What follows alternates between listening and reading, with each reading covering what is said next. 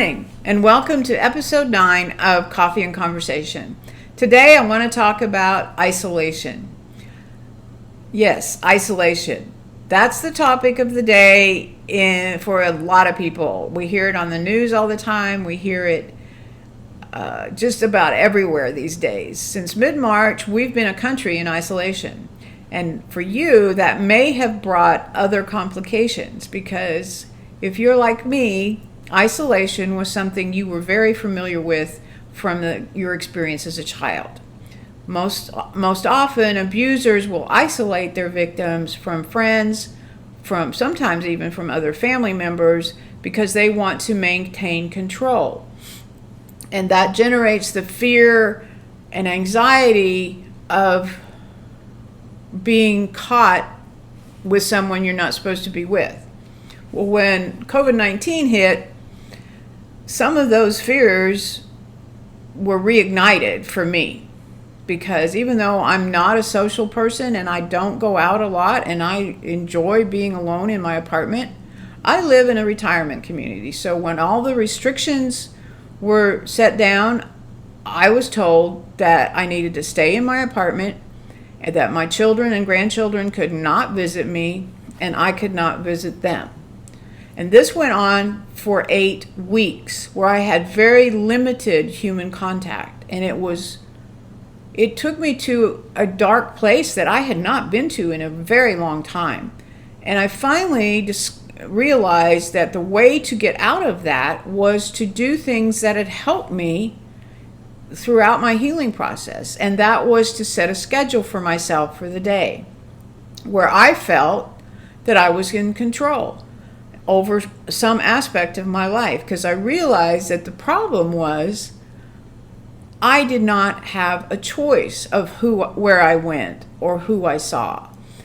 Someone else was telling me what I could and could not do, and that was just like my childhood. And it triggered some of the feelings and emotions that I had not felt in years.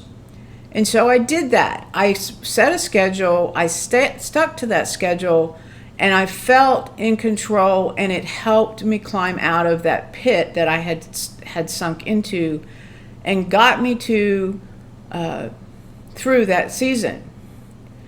And I was so thrilled when the day before Mother's Day, my daughter came and picked me up, and I was able to spend the day with my family for the first time in 8 weeks.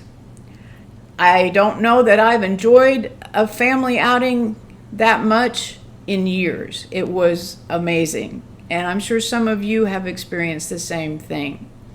So forced isolation can trigger old childhood feelings and feelings that you're not in control, and the need to, and just a lot of things happen in your head that make life difficult to manage. So I would encourage you to, if that happened or is happening to you right now because of what's going on in the world, I would encourage you to think of things in your life that you can control, that you are in control of, and do those things. Whatever has helped you in the past, do those things. Find at least one thing that you feel like you're in control of, that you can manage and that you can do on a consistent basis to help you through this season where the entire country, the entire world seems to still be in isolation, even though some of the restrictions have eased.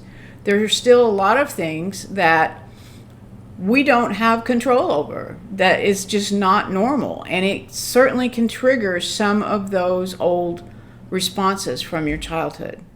So just remember that you can turn to those old things. You can reach out to others. You don't have to do this by yourself. Reach out to people with text messages or phone calls.